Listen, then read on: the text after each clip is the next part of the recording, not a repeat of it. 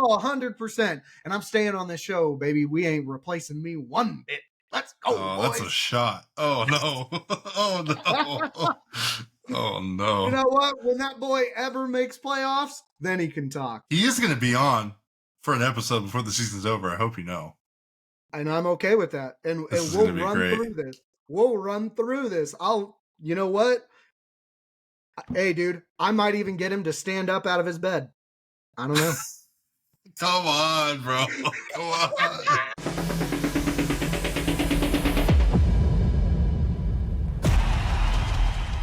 Hey, everyone. Welcome to Encinas Unfiltered. We got week 14 fantasy football. So this should be the last week leading into playoffs. If you're in a normal league, week 15, 16, and 17 should be your playoffs. If you have week 18 playoffs, I feel so bad for you. Good luck. If you're like Angel, you're in a redraft league for playoffs. Doesn't make sense. Don't ask me questions. I don't know. He told me that the other day. I was just like, I don't know what the hell kind of league you're in, but I'm glad I'm not in it.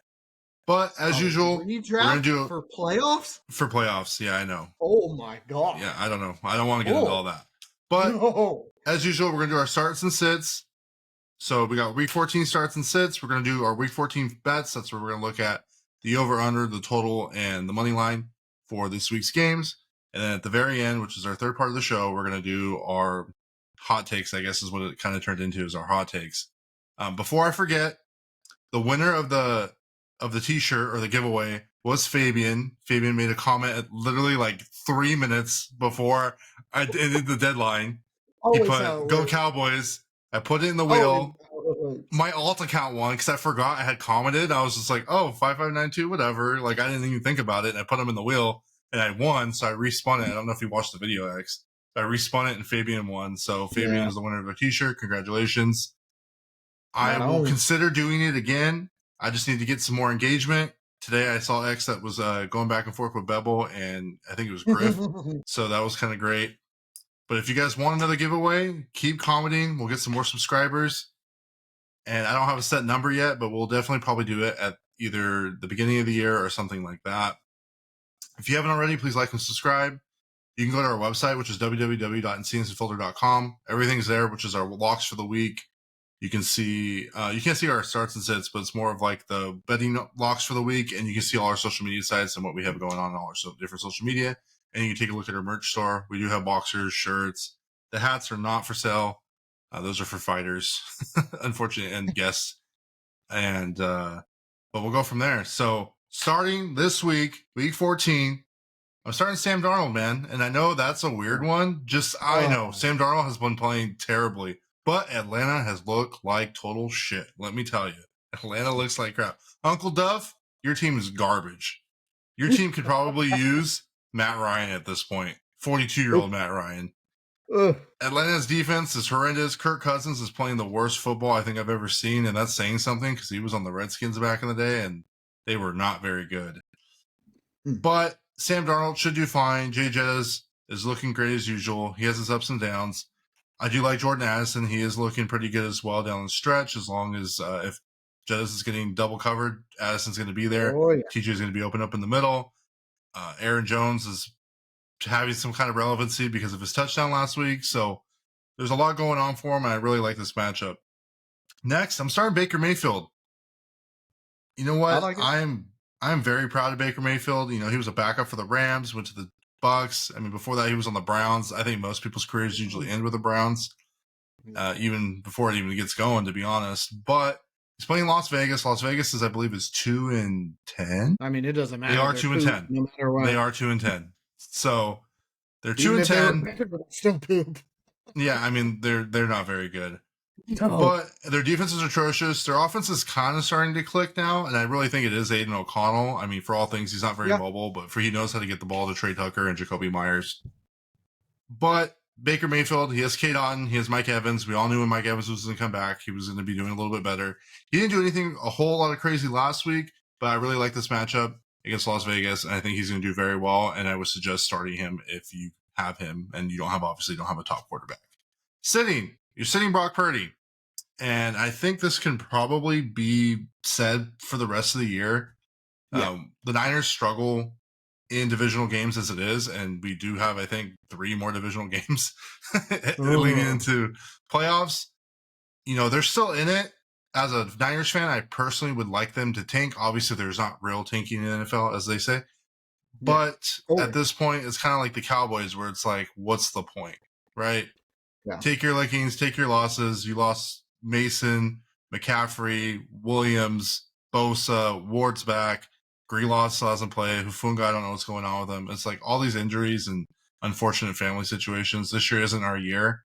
And I think the Niners just need to kind of take that into consideration. But with that being said, Brock Purdy's going to be playing against a very good Chicago defense. I don't like Chicago's offense this week. X might think otherwise. I still don't think Caleb Williams is very good. I know he's had a good, decent last 2 weeks. But for the most part, the Niners defense is still there, minus Bosa. And if Bosa plays, I do think they're going to have a rough game, especially playing against San Francisco in San Francisco. That's always not easy. But going back to it. So Purdy against Chicago, don't like it. Chicago's a good defense. Brock Purdy has not been playing good. Trent Williams is not on his left side no more because he's out.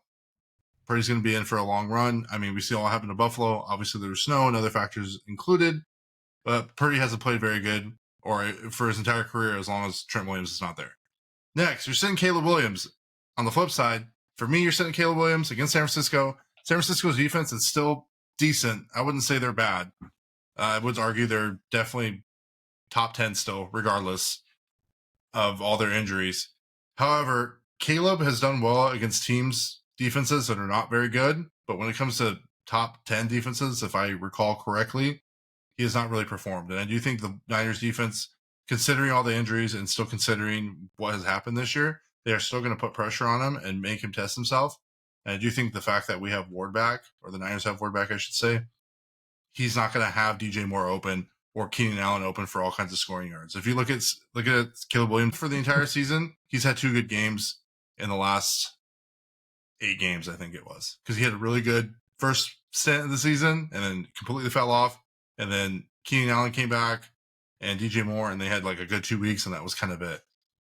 So for me, I'm not really willing to put all my eggs in the basket, especially if you're trying to fight for a playoff spot.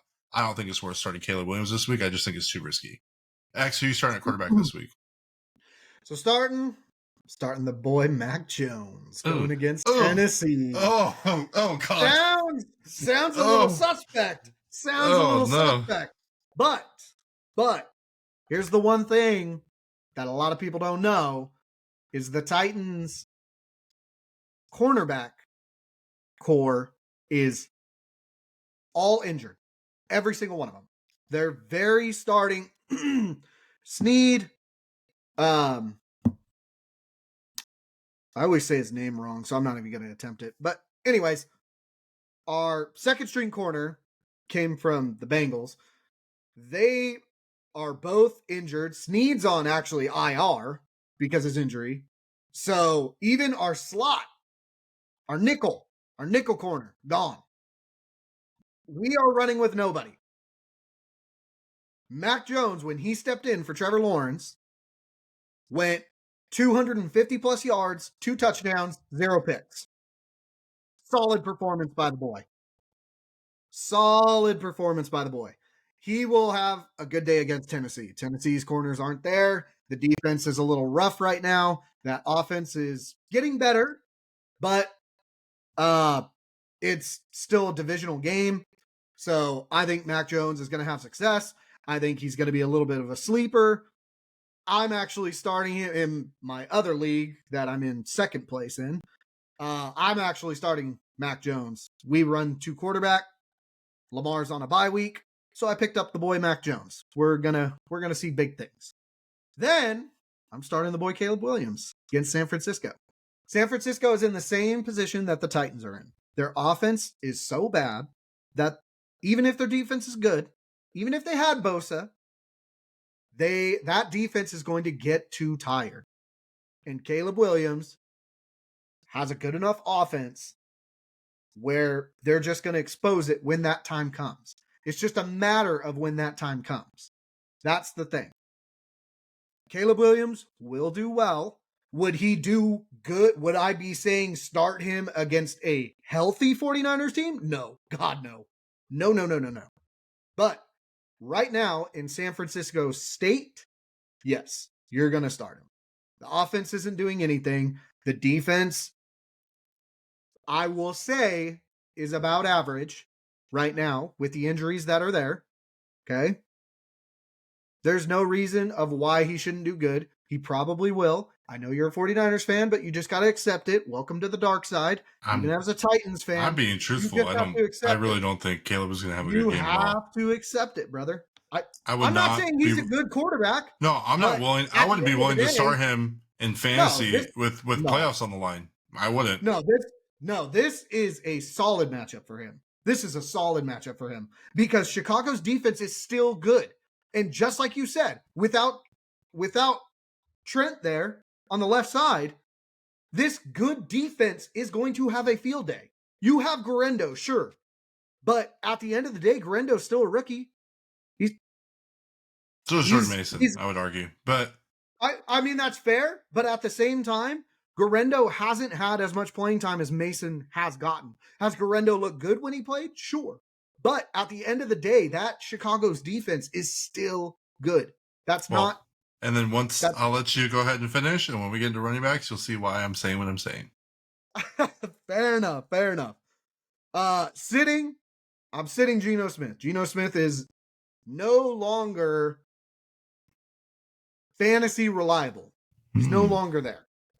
Is he reliable in the NFL? I'm going to put him in the category of Patrick Mahomes, where in the NFL wise, yes, he's good. Fantasy purposes, no, not good. Right now, Geno is in a weird spot. Last time he played against Arizona, that went terrible for him. I expect it to be the same. He's not safe. Too many questions. Put him on the bench. Then you're going to sit Kirk Cousins against Minnesota. Kirk Cousins has looked terrible.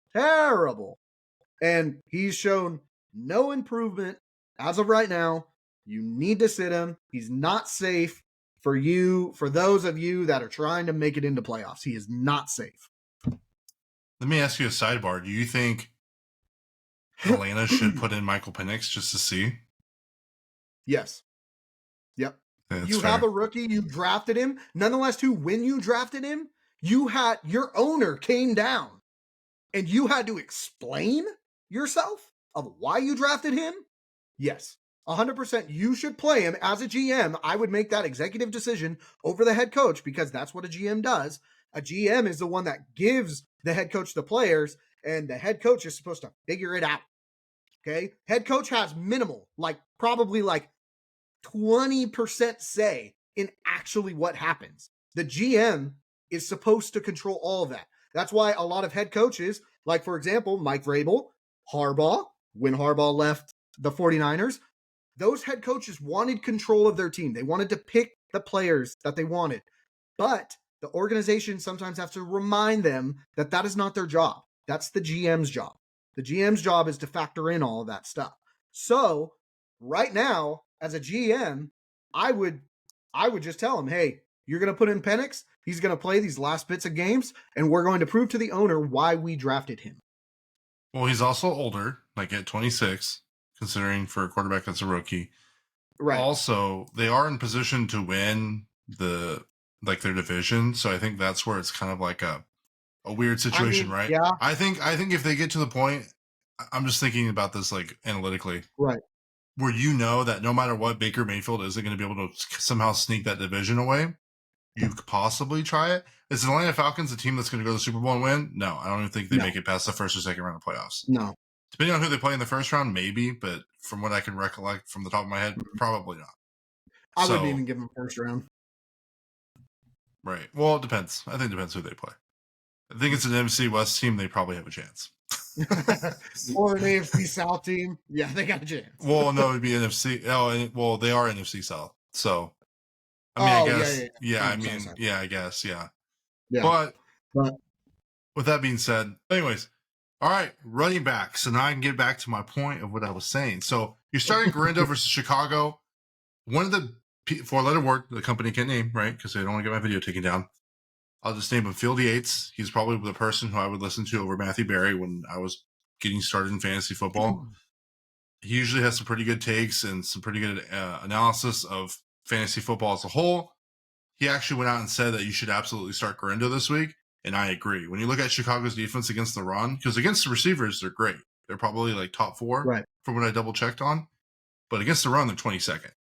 So because of that, I do think Guerrero, with the flashes that he has shown, is going to be viable this week because of that. Personally, I do think the Niners can still win this game. Do I think they should win this game? No. But can they win this game? Yes. I would just be worried at the fact that they know that the pass isn't going to be a problem. So I would say if I was a defensive coordinator, I would be stacking the box, and all you have is Deebo Samuel. Juan Jennings, sure, he's okay. Purcell, and then Kittle's still the top tight end in the league.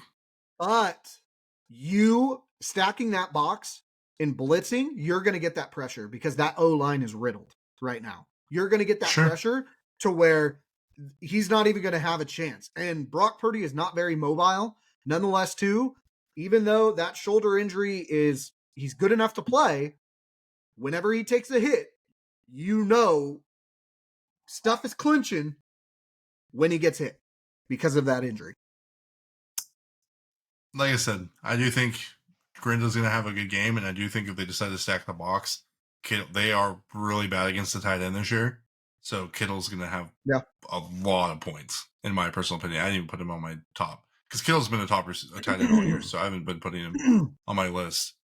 But I do think with Guerrero, he's one of those guys that's like, well, I was looking at Jordan Mason as soon as CMC went out, and then they ended up putting him on IR out of nowhere. Yeah. So, I think either way, Guerrero was a 4th round pick.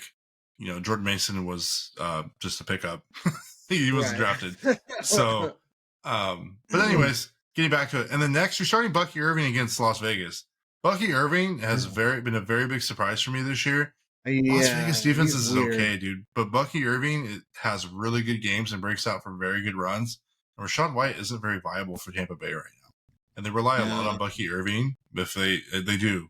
Because if Evans is covered, I think he has a good matchup against Las Vegas. Las Vegas is tanky. You know who they want, right? Right. Shador. I'm okay with that, but for some reason, for me, like Bucky Irving is so weird. He's such a weird player. Like if I had him every single week, I would be so nervous to start him. I would be like, ugh. I think with all the buys in week 14, because you got like Ravens buy, you have a lot of people. No, you got to start them, especially going into playoffs. Like if you're fighting like me, I'm like at 5. Right? Like fighting for a spot. I don't have Bucky, but I would start him and be like, yeah, I like this matchup with Las Vegas. He's not a start every week, but I think he's a flex, or with all the bye weeks this week, which is the last bye week, he's a start. Right. I'm sitting Pacheco. And I know you and I, before we started recording, had this little back and forth. So Pacheco is just coming off of injury. He wanted to play. When he first got back, they didn't let him play. And then they put him in, and they're easing him into it. And then just think about this analytically and think about it in Coach Andy Reid's perspective. He has a top running back who's coming off of injury, who has a titanium plate. He wants him for the playoffs. They're going to the playoffs. They're Super Bowl contenders no matter how bad Patrick Mahomes is playing. So why are you going to go out there and risk your top running back?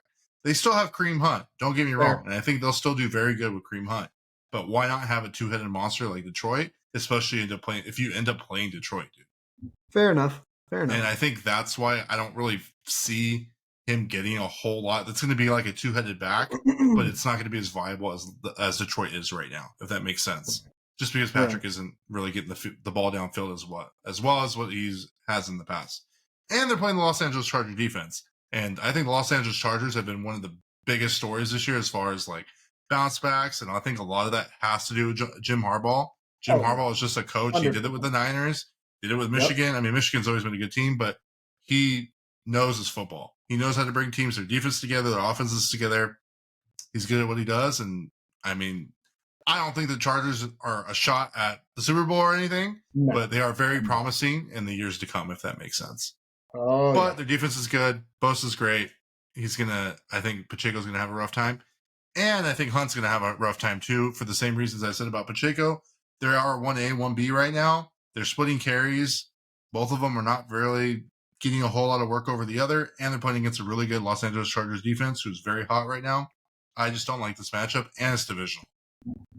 To put everything together, it's a divisional game. Jim Harbaugh, great defense.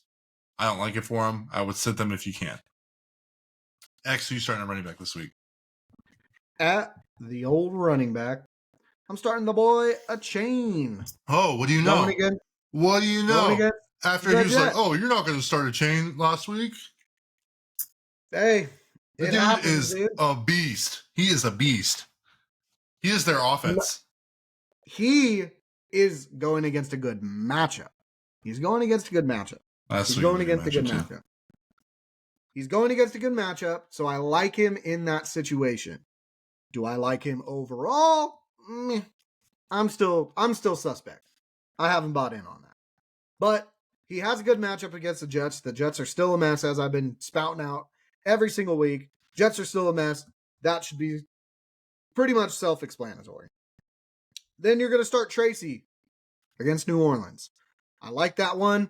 New Orleans, their offense is just getting annihilated. So it's injuries over. and just dude, it's over. And at the end of the day, too, the Giants have a quarterback issue. So they are, with knowing they have that quarterback issue, they are going to establish the run to take pressure off of their quarterback situation. So that gives Tracy a high value to be used.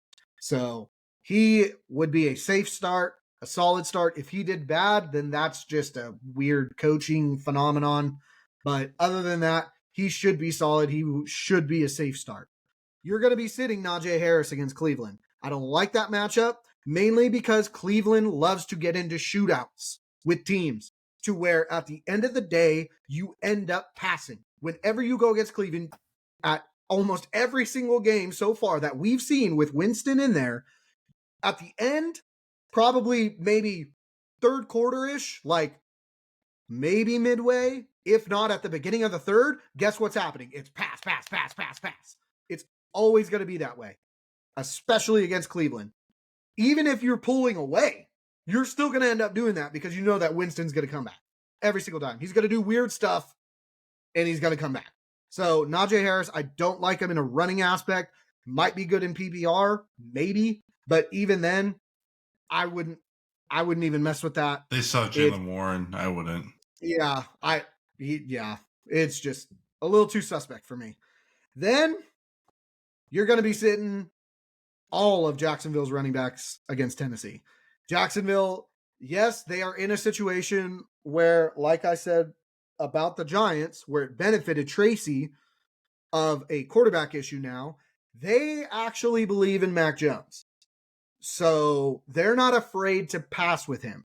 Nonetheless, too, like I said, they know that Tennessee's corners are riddled with injuries. So they're going to feel more comfortable with the pass. You got Thomas out there. And Thomas is doing big things. So you don't need to rely so much on that run. And nonetheless, too, Tennessee has a great defensive front. Their middle linebackers are weak, but their D-line is strong. And Jacksonville's offensive line, not very good. So I wouldn't feel comfortable starting any of those running backs, especially now that we're in this playoff contention. Yeah, did you get a chance to watch that Denver-Cleveland game? I didn't get the chance to watch, but I saw highlights.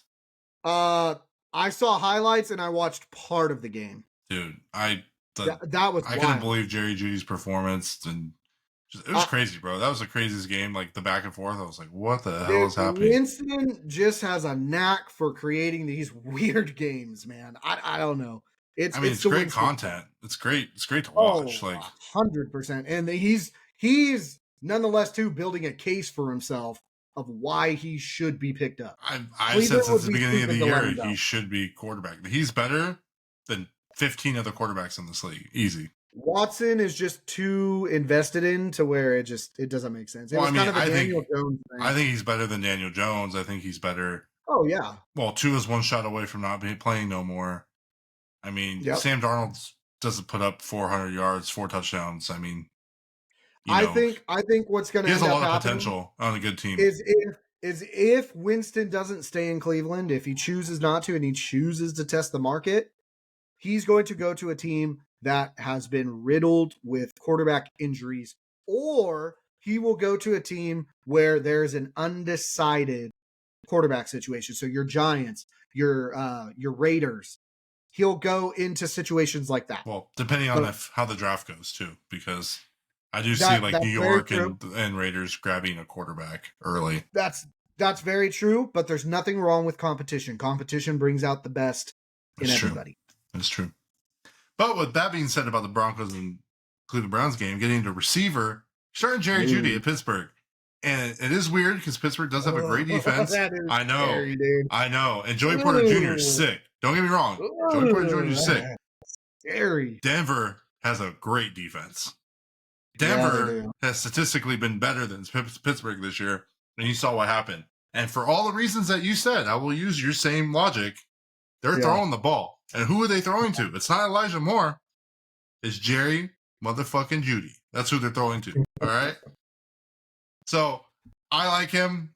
I'm kind of iffy on whether I'm going to start him or not, but honestly, I feel like it's boom or bust. You got to do what you got to do. He's been getting a lot of he's getting everything. So, you got to do what you got to do. Throw him in. Next, you're starting Calvin Ridley, and we've talked about Jacksonville and how bad they are. Their offense is bad. Their defense is bad. Calvin Ridley has been getting a lot of targets, especially with the departure of DeAndre Hopkins. And I think him and Will Levis are starting to build that repertoire and starting to build that chemistry. And Ridley, I mean, it is viable, and especially with all these Week 14 buys, throw him in. I'm not afraid. I mean, I'm in a 14-man league, and I'm starting Ridley, Garindo, I forget who else. Some of the people I have listed on my... Yeah, I know. Scary. I mean, I'm not making playoffs in that league anyways, but it's high score gets $20. So you're going boom or bust to win that $20 every week for high score. 100%. Let's go, boys. So you got to do what you got to do. Sitting, though, you're sitting on the San Francisco wide receivers. So even though I did say that Chicago's offense is trash, Purdy is going to... And I didn't notice I didn't say Kittle, even though Kittle was in the receiver series. He is a tight end. Detroit is ranked number 4, or top 4, I should say, against the pass this year. Even though Ayuk is out, he hasn't really been a factor all year, so I shouldn't even consider him. Debo's having an atrocious year. I don't know what's going on with Debo. It does not make sense, considering that he's probably going to be a candidate to be cut. You would think he would be balling his life out to try to get a contract somewhere. Well, he's just going to be cut. It's going to cost us $35 million, and whether he resigns for a cheaper amount or goes somewhere else, or if he's done, I mean, I don't know. I think we're seeing the domino effect of your superstars getting injured. The Hall of Fame cast is starting to fall apart, and now the kryptonite, the vulnerability, the cracks in the armor of all of these Hall of Fame surrounding is starting to show. Right. Yeah. So I mean, like I always like Juwan Jennings, but I do think Buffalo is an outlier just because of the snow, and it's a different condition, right? Like I think you knew going in. Like I was nervous when Christian McCaffrey was playing. I was like, I'm about to lose my fantasy matchup. He got hurt, and it hurt me as a fan, but happy for fantasy reasons because I was able to win. And I'm in playoffs, but yeah, this game I just don't know. I really do think Kittle and Garindo have a game. Juwan might. I just don't like Debo or really anybody else. Purcell, he hasn't really had a lot of work, so I don't really like them this week. And then you're sitting Jalen Waddle, man, and I think he had one good week, and I was kind of hyped about him a little bit. I was like, yes, I stashed him. I'm going to keep him. He's playing against the Jets. I don't know who Sauce is in a guard. I'm assuming it would be Tyreek, but I do think he just stays on one end, and Tyreek hasn't really done anything this year, man. It's been weird for Tyreek. I think Tua got hurt, but I think Sauce is going to have just help over the top just for the speed, because I don't think Sauce has the speed to keep up with him. Sauce definitely has most people don't have the speed to keep up with Tyreek. Yeah, he has the skill and ability, but it's just with that speed, so he'll probably have safety help over the top. But he'll probably stay on that side. This is the weird thing. It's like for as bad as the New York Jets are, on paper they're not. Their defense is not bad. Good, their offense is great, right? And I don't know if it's just the culture, the firings, the Aaron Rodgers effect. I mean, Aaron Rodgers has not been playing good. I think it is. So, I mean, obviously, I think that's a lot to attest to it. But Jalen Waddle's a big boomer bust. I don't really think he has it this game, to be honest. New York still has a decent defense. It's not like they're getting blown out every week, because they're not. It's close. Yeah. So, with that being said, I just don't like Jalen Waddle. I mean, I don't really like Tyreek either. I do like a chain, and I do think a chain's going to have a good week, so I agree with you there. But yeah, I don't like Waddle. I honestly wouldn't trust Waddle in playoffs either, just as a forethought, going into weeks 15, 16, 17. Well, Next, who are you starting at receiver? Oh, what do you know? We're starting the boy Waddle. No, Let's go, boys. No, yes, we are. No. Yes, we are. No, we are starting the boy Waddle for the reason of what you said, is that Sauce Gardner is going to stay on that side. He's going to get safety help over the top to cover Tyreek's speed. A chain is going to soften that defense to where they are going to have to stack the box. Once they stack the box, they're going to have to sacrifice that safety over the top of Tyreek to save that speed, which is going to open up a one-on-one with Waddle in that corner.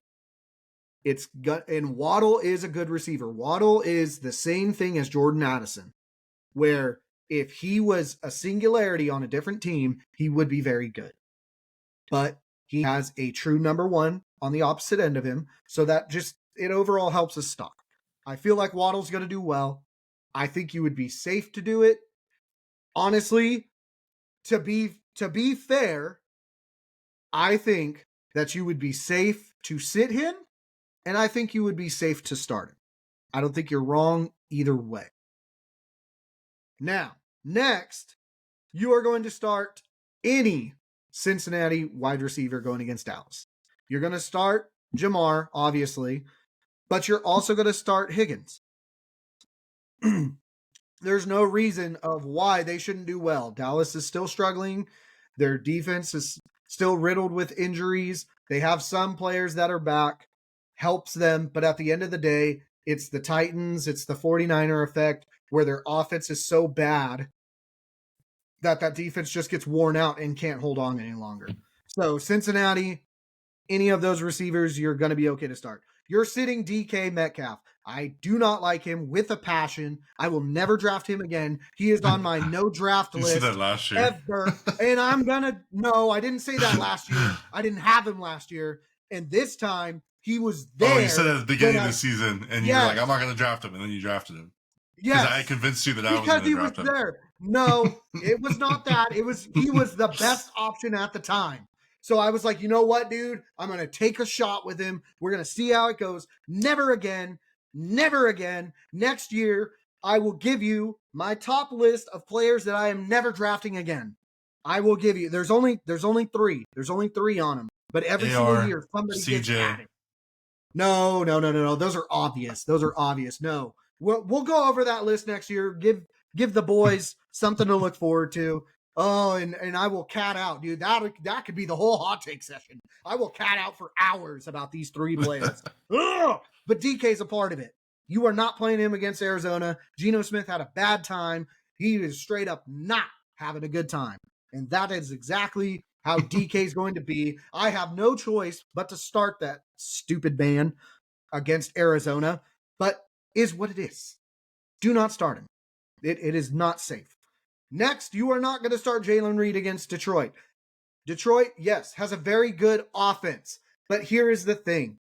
Detroit's defense might not be amazing, but at the end of the day, that offense has a 2-headed running back monster which kills out the clock, which means that offense of the opposing team is not going to have a lot of time on the field. It's not going to have a lot of time on the field.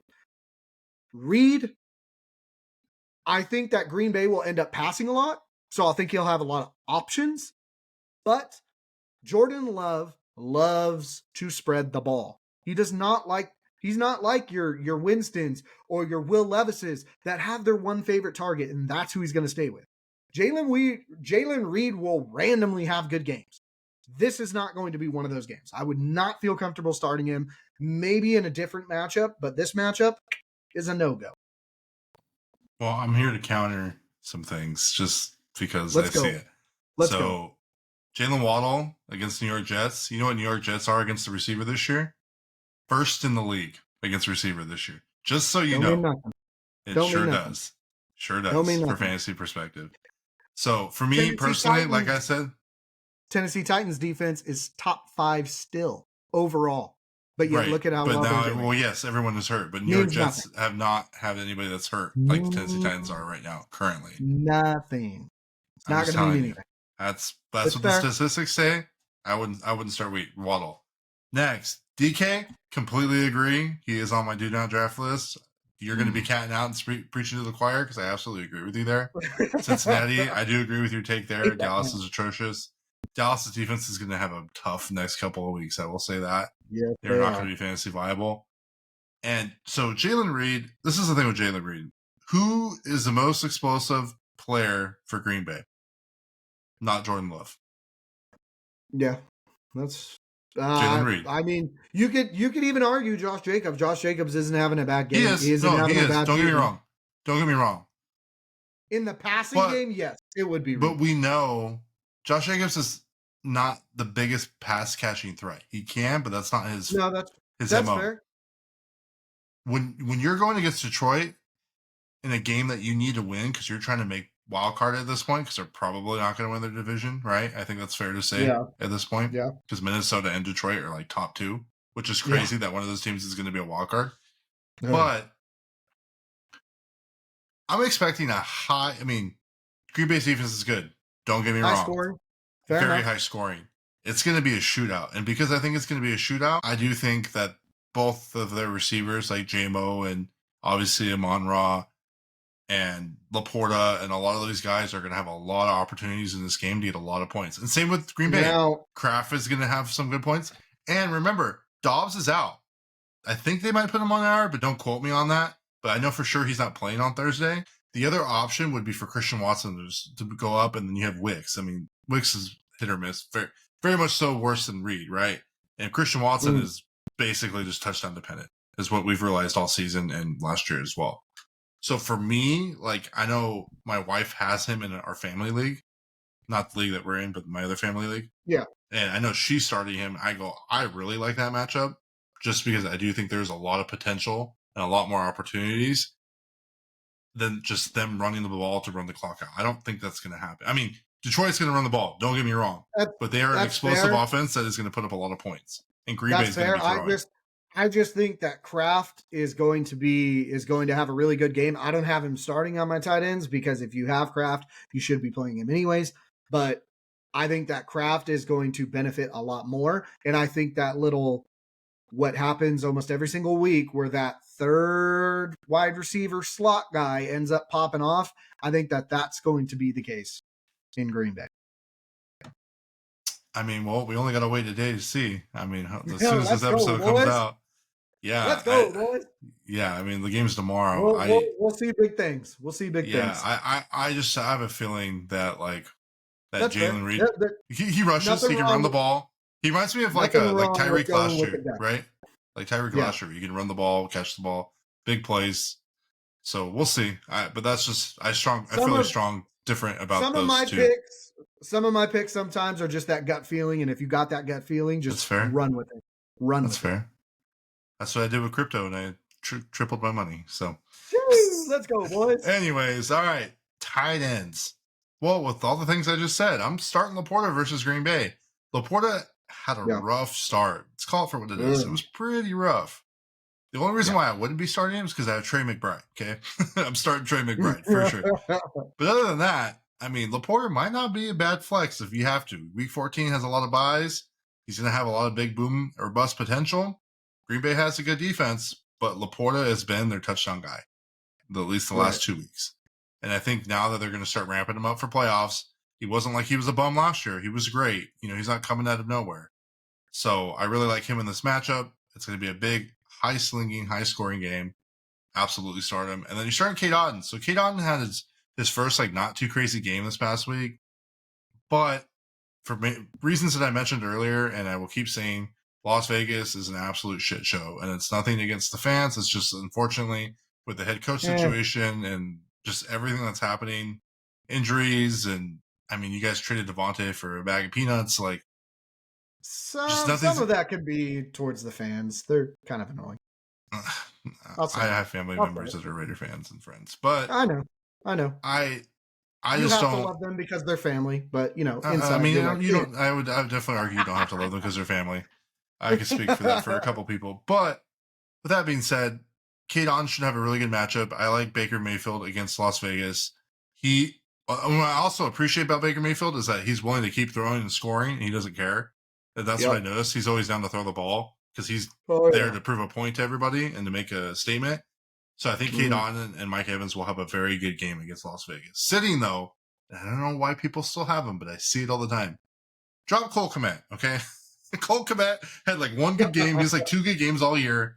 He's not super viable. Caleb's throwing to DJ, and they're throwing to Keenan. Now that Keenan finally has some kind of resurgence. Maybe it's just the chemistry. I don't know. But Cole Kmet hasn't really been a big factor this year. He's playing against San Francisco. Yes, San Francisco is banged up. You call him average. I still call him top 10 defense. But even with those injuries, Cole Kmet's not better than George Kittle, and that's who they're playing against every practice and all the time. I just think they know how to stop the tight end, not named Travis Kelce. So I don't think Cole Kmet's going to have a good time. And you're sitting Kyle Pitts, dude, and this one hurts. And we freaking talk about it all the time, all the freaking time. Because you know Kyle Pitts, it's like, oh, so much talent, big receiver, 6'5", speed, can catch the ball. Dude, for as bad as Kirk Cousins is doing right now, he is literally droppable. And I think I dropped him, right? I think I dropped him in our league. I don't remember. Yeah. Going into playoffs, I would not even want to start him no matter what. There's too many question marks going on with him. And he's playing Minnesota, who still has a top defense. I would say top 5, regardless. There's just no reason for you to go in there and to risk losing out in playoffs. And I think at this point, if you have Kyle Pitts, you can definitely. I would rather start Cole Kmet over Kyle Pitts, and that's saying something. Yeah. X, who you got tight end this week? We're still running with the boy Jonnu Smith. He's going to stay on that starting. He's going to stay on that starting. The tight end whisperer. Your best take all year. Just I want you to know that was your best take all year. No, Hunter Henry too. I told you to play for him a couple weeks. Not like Jonnu though. And what happened? And what happened? Hunter Henry had one bad game, and what did I say? I was like, all right, boys, we're dropping him, and guess who we're picking up? Jonnu Smith, the tight end whisperer, boys. You always listen I don't know about all that. to what I gotta say. Oh, 100%. And I'm staying on this show, baby. We ain't replacing me one bit. Let's go, boys. That's a shot. Oh, no. Oh, no. Oh, no. You know what? When that boy ever makes playoffs, then he can talk, all right? Because when our league, and he was in it, when our league first started, guess who won? This guy. I'm just saying. He is going to be on for an episode before the season's over. I hope you know. And I'm okay with that. And we'll run through this. We'll run through this. You know what? Hey, dude, I might even get him to stand up out of his bed. I don't know. Come on, bro. Come on. But the boy Jonnu Smith, you are definitely starting that boy against the New York Jets. The New York Jets are going to have their hands full with all the other receivers with a chain that Jonnu Smith is still going to be viable. Tua has now realized instead of taking the hit and throwing up gang signs, you can throw it down to your check down with your tight end, and you'll be fine. Jonnu Smith is very viable. He is very safe, especially coming into these playoffs. Then you're going to start the boy Johnson. The boy Johnson going against the New York Giants. Why do I like him? He's got a solid matchup. He's got a great matchup. The Giants are still a mess. They have a quarterback situation they don't know what's happening with. They have good receivers. I like Nabbers. I like Nabbers a lot. I like Tracy. But at the end of the day, they're still just a mess with a quarterback problem. Defense is shaky. I mean, this is a solid matchup for him. This is probably going to be one of the few weeks that he's actually viable. And it's coming at a good time, coming around playoffs. You're sitting the boy Oten. You're sitting him against Las Vegas. 100% you are. I don't know why. I cannot fathom why you still love this man. Let him go. Let him go. Nope. Let him go. Let him go. Listen to the quarterback whisperer, dude.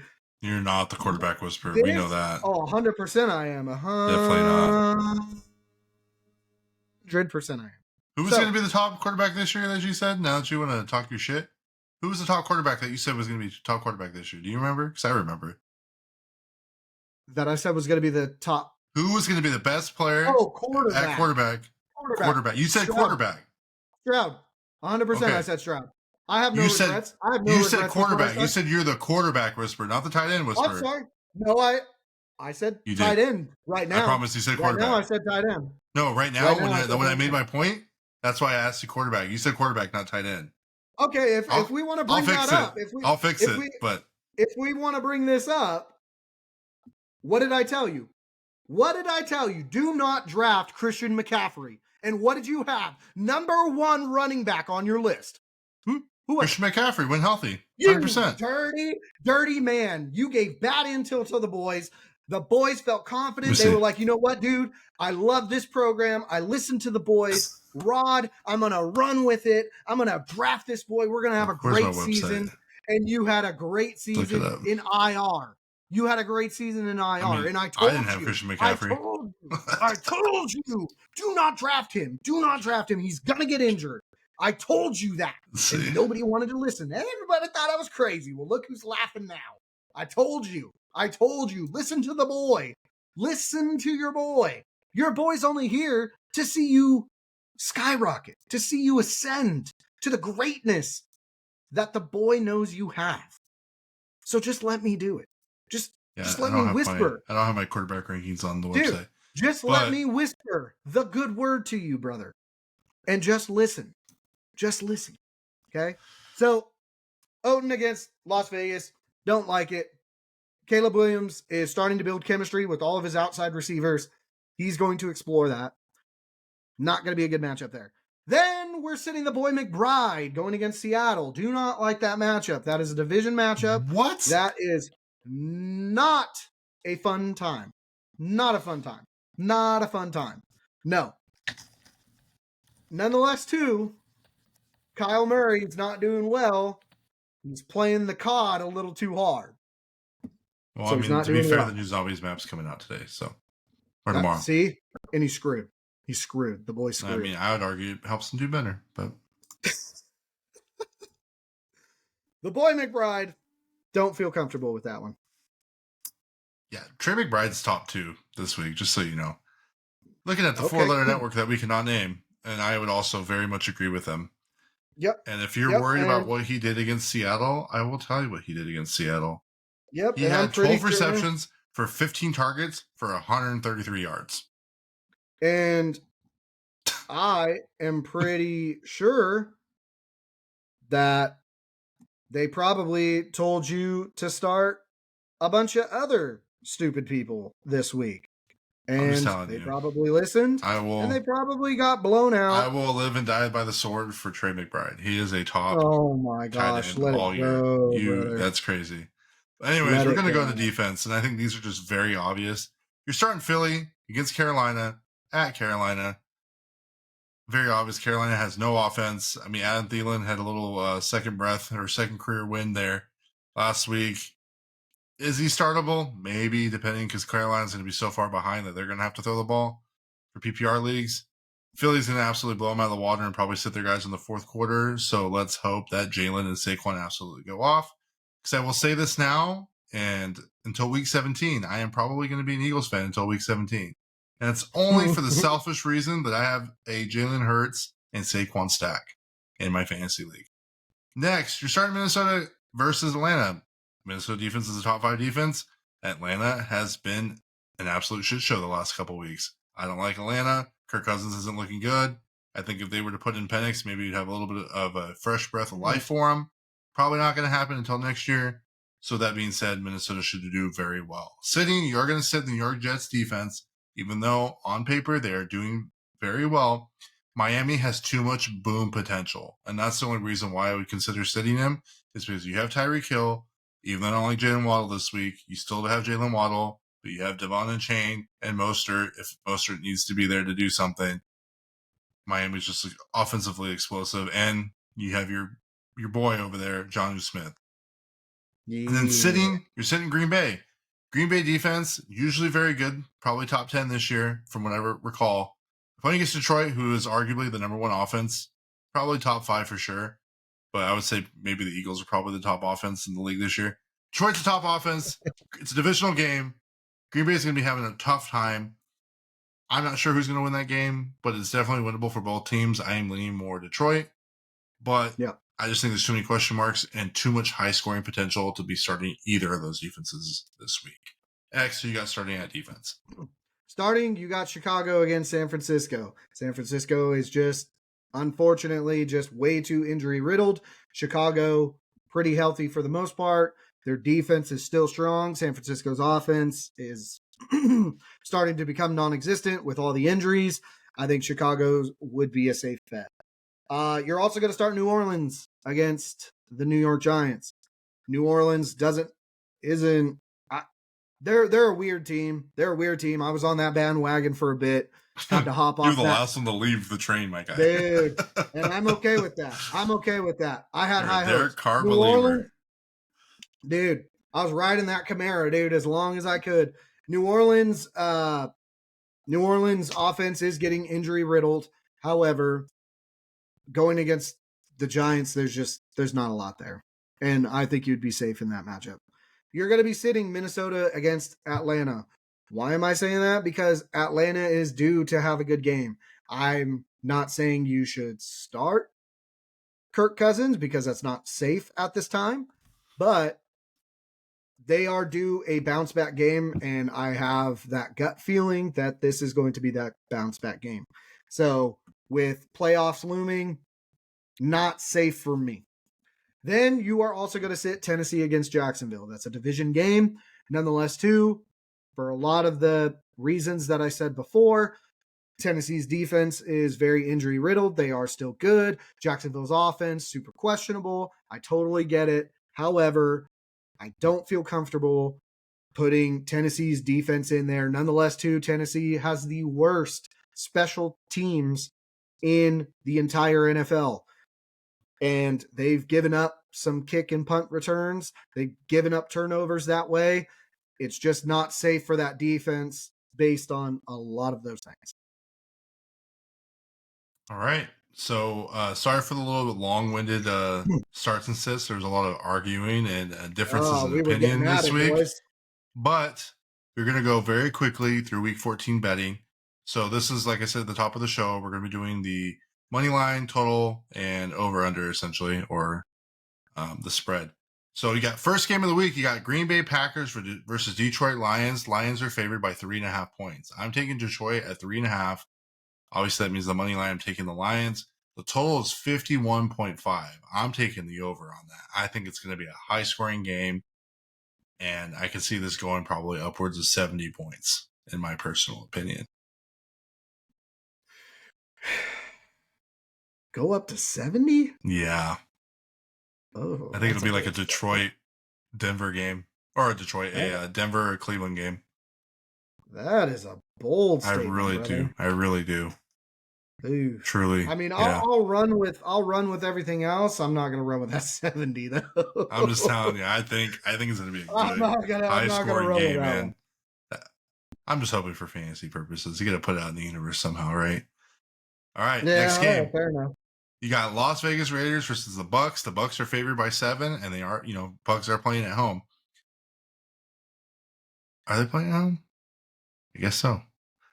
I mean, even if they are, I don't think it's that. I mean, it doesn't matter. But Bucks at 7. Bucks by 7. I'm taking Bucks at 7. That means I'm taking the Bucks money line. The total's 45.5. But because of so many question marks at the Raiders offense and defense and their team in general, I'm going to take the under. Yeah, I'll run with that. All right. Next game, we got New York Jets versus Miami Dolphins. The Dolphins are favored by minus 6.5 points. Hear me out. I'm taking plus 6.5 just because the Jets always make the games close. Okay? Not saying that the Jets are going to win. They're not. I'm taking Miami to win.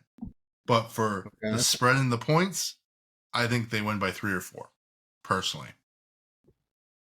I'm okay with saying that Miami will win over 6 by 7. By 7, yeah, I'm okay with that. Next game, we got Carolina. This is probably gonna be the biggest blowout of the week. You got Carolina versus Philly. Philly's favored by 12. I am taking Philly at 12, and the total is 45.5. I think I'm going over just because I think Philly scores a crap ton, and I think Carolina can get a touchdown here or there. Yeah. But remember, the Eagles just lost their safety, so that ain't could happen. No, I'm not the win. I'm saying Panthers scoring points. Yeah, Thielen looked good last week, so you never know. And Brooks is playing and taking freaking Chubba Hubbard's carry, so who knows? They might figure out something. You agree with that? Yep. Okay. Let's move. Next game: Jacksonville versus Tennessee. Tennessee is favored by 3.5 points. The total is 39.5. I'm going under on that. I'll tell you that right now. For Tennessee, I'm actually taking Tennessee to win this. Honestly, I think they have the better offense. I really hope they don't. They are.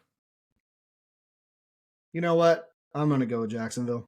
Oh, you're going against your team. Oh, I'm putting it out in the universe. I'm putting it out in the universe. I want a big draft pick here, boys. Well, but I would argue, though, that even if you guys win or lose, you guys don't need a quarterback, so you guys won't go quarterback. Your top offensive line will be there at top 10. Easy. That's fair. That's fair. But at the same time, too, I would rather us have that higher draft pick and trade down. Maybe get a good trade out of it. Yeah. That's fair. I'd be okay. Next game. New Orleans Saints favored by 5 against the New York Giants. The total's 40.5. I'm taking the under on 40.5. But yeah, I think the Saints win just sheerly based on the fact that even though they're riddled with injuries, they still got Alvin Kamara and I guess Giants have neighbors, so Giants got neighbors in Tracy. Yeah, if you had to bet, I would take Saints at -5. Personally, I would stay away from this game in general, if that makes sense. Yeah, I agree. Next game, Cleveland versus Pittsburgh Steelers. Steelers are favored by 6. Total is 43.5. Give me the over. Give me the over. Because I was wrong last week about the Broncos and the Cleveland Browns game.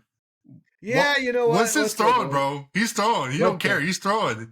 I told you, he's like a better Ryan Fitzpatrick. Ryan Fitzpatrick in his heyday is goated, but hey, he's like one of the only quarterbacks to always beat Tom Brady. Don't forget. You got to fear the beard, baby. Yeah. But anyways, Jameis Winston, he's gonna throw. He's gonna throw a lot of interceptions, but he's been throwing a lot of touchdowns. And I don't know what happened, but Russell Wilson had the fountain of youth, and he had the best game I've ever seen out of him in his entire life last week. That boy's coming back on something. Slinging. So I am taking Steelers at -6, but I do think the total will be over. I do think it'll be a high-scoring game, surprisingly. Yeah. All right. You agree? Yep. Let's go. Okay. Next game. Atlanta Falcons versus Minnesota Vikings. Vikings are only favored by 5, and they're playing at home. Yeah, I'm taking Vikings. Easy. Oh, yeah. Total's 45.5. Oh, under. I'm going to under. Yeah. Yeah. I was like, for sure under. Next game, Seattle Seahawks versus Arizona Cardinals. Cardinals are favored by 3. I'm taking Seattle at +3. Believe it or not. Really? I'm still going to go Arizona. Yeah, I'm not. And the total's 44.5. I think it'll be under. I just think Seattle, it's the divisional games where it's like it can go 1-1, and Arizona has been one of those weird teams that we've been talking about all year. All it takes is for a fire to be lit under Geno, and Geno's going to have a good game, and that's all it takes. So obviously I think this is a game I would personally stay away from, but if I had to put, say who to pick, I think Seahawks are going to. I'm telling you, this division is going to get really interesting at the end. All right. So, under 44.5? Yeah. Okay. Oh, yeah. Next game. Chicago versus San Francisco. San Francisco is favored by 4. I am taking San Francisco. You could say otherwise, and I don't care. I'm taking San Francisco. Yeah, I'm saying otherwise. The total, 43.5. I'm taking the under. Under. So you're taking Chicago? Yep. Okay. Next game. Buffalo Bills versus Los Angeles Rams. The Bills are favored by 4.5 points. The total's 48.5. I'm going under, and I'm taking Bills. I'm going to go under on that. Yeah. Next game. Yeah. Los Angeles Chargers versus Kansas City Chiefs. Chiefs are only favored by 4. Divisional game. The total's 42.5. I think it's under that, to be honest. I'm taking the Chiefs, though, because the refs. Yeah. Angel, I like that one. All right, next game. Cincinnati Bengals are favored by 5.5 points against the Dallas Cowboys, and I think that's absolutely fair. But the total of 50.5 points, I'm going under just because Dallas does not have an offense. No, I'm definitely going under. All right, so that is our games of the week. So here's the third part of our show that everyone loves to see and everyone probably fast forwards to or goes into the description and goes straight to the hot takes because you'll see me getting very heated about the Niners, which I've finally just given up on it. I'm an Eagles fan until week 17. Welcome and, to the dark side. And X likes to cat out over little simple things. And I'm okay with that. Yeah. My piece with the Niners, I will just say this, just because I don't really have a hot take. It's just more of I think the Niners need to try to get a better draft pick. We do need a quarterback. Brock Purdy has shown that he's very average without an all-pro supporting cast, which we've known. The statistics back that up. Whether they bring in Winston, I don't know. I'm just thinking of names that I can think of because I've been calling for Fitzpatrick. Fitzpatrick's not coming back. He's retired. But who knows what happens. I don't think we get a quarterback in the draft. But Purdy's not worth $60 million, and I don't think we pay him $60 million. Not after this year, to be honest. There's no way. I just don't see it happening. With that being said, I hope the Niners don't try to make a push and squeeze into playoffs because for what? Everyone's hurt, everyone's out. There's no reason for us to even mess with it. That division's very wide open, but we'll see what happens. But let's get into X's hot take. So there's a little of a situation where I think we've said it on air, right? Did we say it on air? I don't remember. I think we did when we talked about fantasy football and when you could pick up and when not to pick up. I think we did a couple weeks ago. Yeah. So week 14 is essentially the cutoff for teams who are not going to make playoffs. So some apps will tell you straight up who's eliminated, like the ESPN Fantasy Football app. Sleeper does not, maybe NFL. So in the Sleeper app, it doesn't. And that's the one I like to use. I just think it has a lot more community aspect to it, and I like the way it looks. So there's probably a big dilemma across a lot of different fantasy leagues right now where people who are not in playoffs, who are picking up for week 14. I was one of those who didn't make playoffs, but also did and wanted a player, and X is out of playoffs in that league and picked up a player. So I can be as salty as I want about it. But I will say this. So I'm in a league where you have top score gets $20 a week, right? So it makes sense for you to be able to pick up any player you want to get that high score to make your money. Absolutely no problems with that. Do what you got to do. In a redraft league where your season is essentially over after week 14 if you don't make playoffs, you absolutely should not be picking up week 15, 16, and 17. Your football league should not play week 18. If they do, I really feel bad for you. But you should not be picking up at that point. Doesn't mean you can't pick up, just means you shouldn't be picking up in waivers. And I would argue you should wait until before the game. If there's a Thursday game, you got to do what you got to do. But for Sunday games, you should be picking up Saturday night, Sunday morning for that aspect. Also, a reminder, do not drop your good players. Do not cat out and be a whiny, you know what, because you're not in playoffs. And don't start trying to just, I don't know what to call it. We kind of went through this whole discussion a few episodes ago. You can see it here in our YouTube, but just don't be that guy who does that. That'll get you a one-way ticket kicked out of the league and probably kicked out of your lineup for the rest of the season. We definitely we covered it very much extensively. But with that being said, X, go ahead and share what you would like to on this aspect. Here's the thing. Here is my take on all of this. You joined fantasy football to be competitive. You want to win every single week, no matter what. Now, I don't know if you have some weirdo that enjoys losing. I really don't know anybody that's like that. Most people are pretty competitive. There are some sore losers, and there are people that are, hey, just wasn't my week, is what it is. We move on, right? There's always next week. There are sore winners. There are winners that are, hey, you know what? It was a good game. It was cool, man. Like, I'll see you later on down the road. The entire time, the league is competitive. That's what you want. You want to be in a league that is competitive every single week. Okay? So with that being the case, even if you are out of playoff contention, so you're done, right? You're playing in this little playoff league that nobody gives a shit about, okay? I expect you, and I expect everybody else, including myself, to play competitively till the end. You will go down fighting the entire time.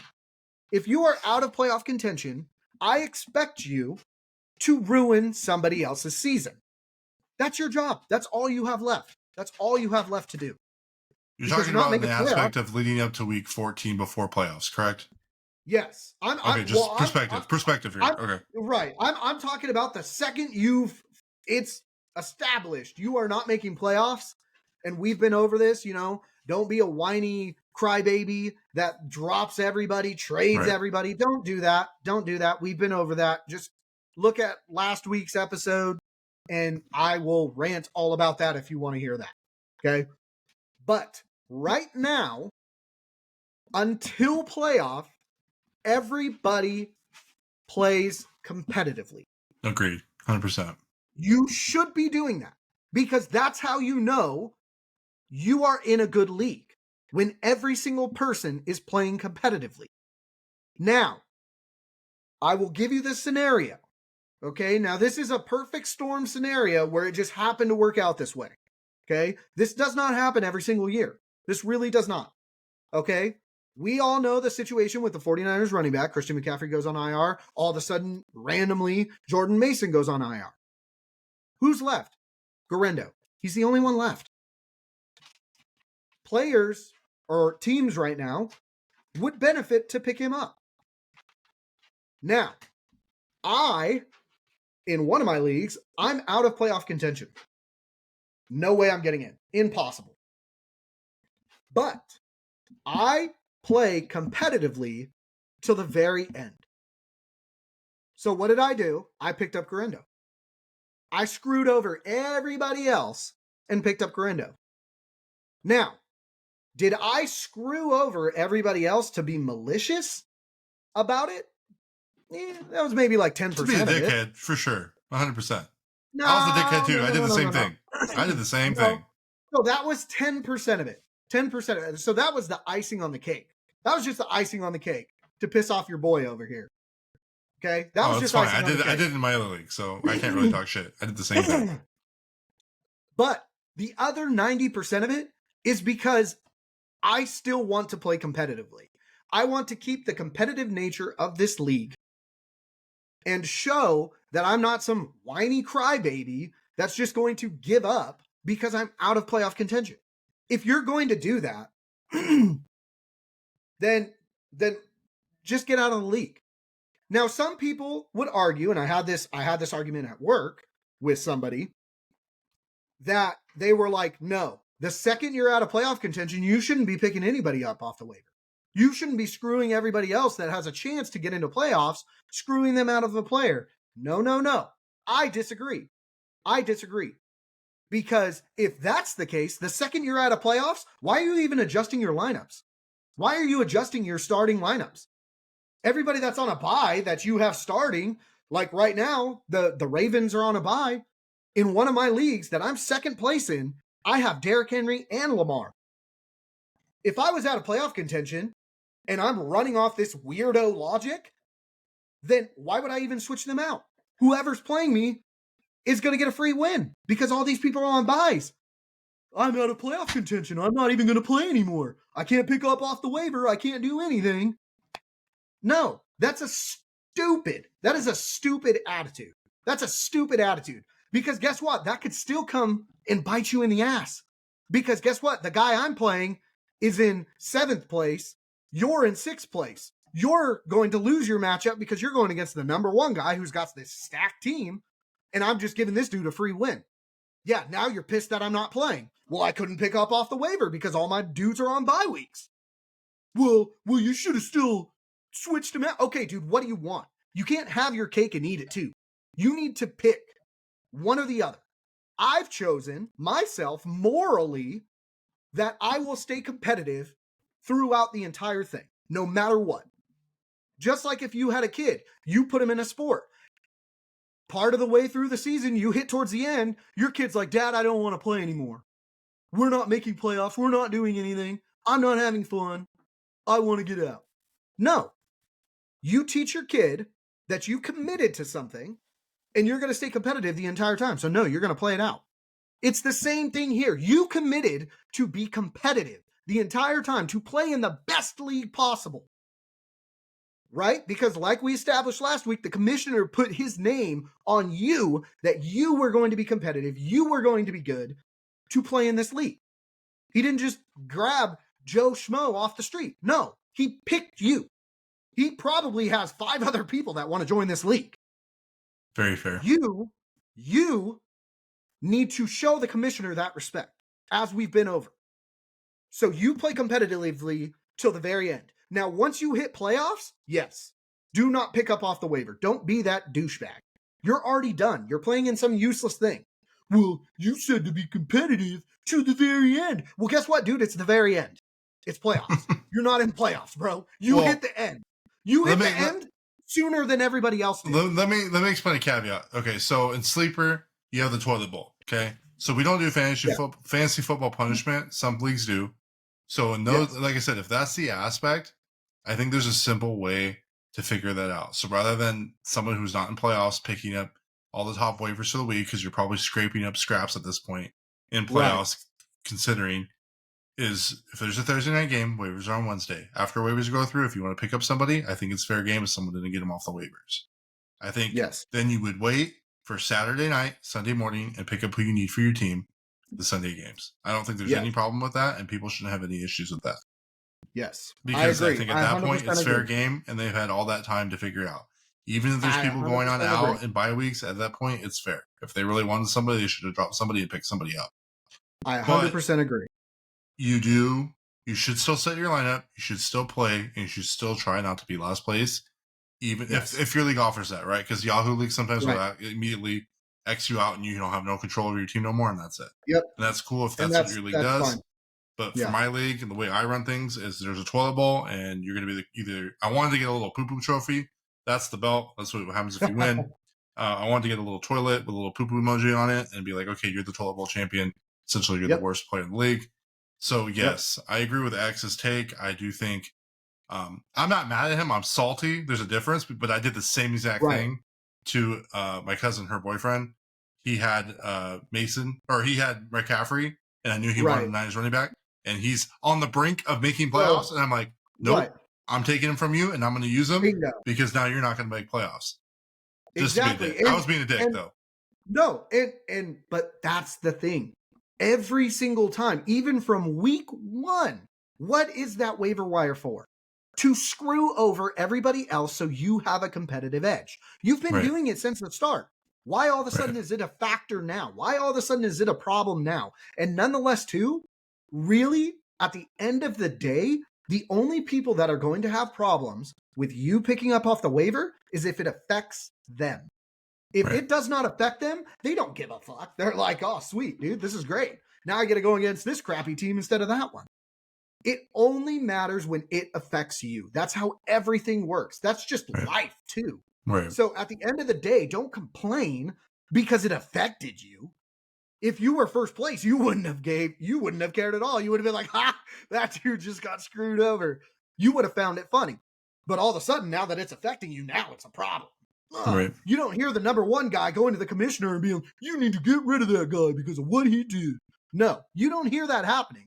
It's only the people that get affected. And you, I don't care what you would say, you would do the same thing. You would do the same thing. I did. No. And that's not directed towards you. That's directed towards every other single, towards the audience, 100%, because you would do the same thing because you are a competitive person. You are in this league to be competitive.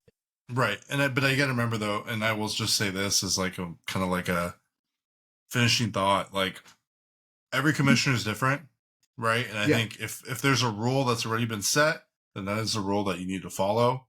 100%. However, like after this week, like I will remind everybody probably after Monday's game Be like, hey, if you're eliminated from playoffs, don't pick off of waivers. You can pick up after waivers has been done. Or if you need somebody, I prefer if you do it Saturday or Sunday, unless you want to play us on Thursday. Pick them up and do what you got to do. I would suggest if you are not in playoffs, right. No, that's fine. But I would suggest to the audience, to everybody else, if you are not in playoffs and playoffs have started, do not pick up off the waiver until Sunday morning. Unless you need someone on Thursday. Because there are Thursday games still. I mean, there are still Thursday games, but really that's one game. I don't think that's really going to be affected very much. I would still, I mean, you're playing for nothing at this point anyways. I really feel like giving up one game is not going to be that big of a deal. I would suggest, out of the fairness of the league, just do it Sunday morning when all of the games are going to be happening. Miss out on Thursday, that's fine.